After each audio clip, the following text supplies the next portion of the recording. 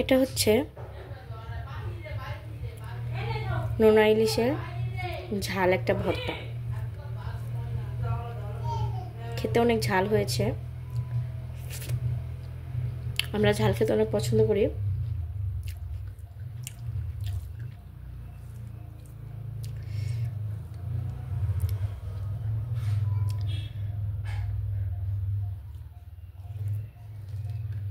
গরম ভাতের সাথে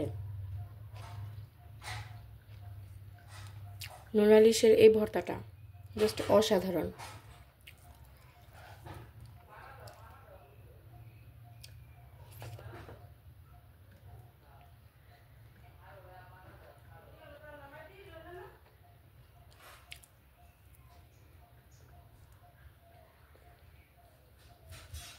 এখন আমরা ট্রাই করবো বাঁধাকপির এই বড়া।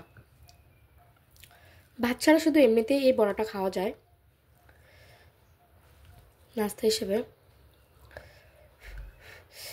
গরম,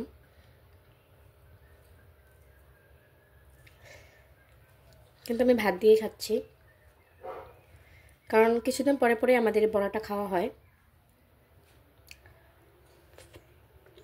ভাত দিয়েও ভালো লাগে, এমনিতে খেতেও ভালো লাগে।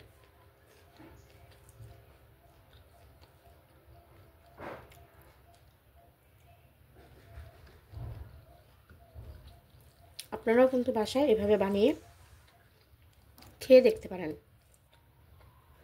আশা করি সবার ভালো লাগবে।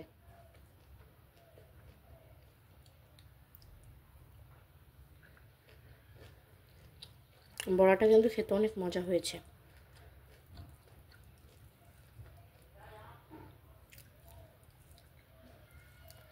সবাই ভালো থাকবেন, আল্লাহ হাফেজ।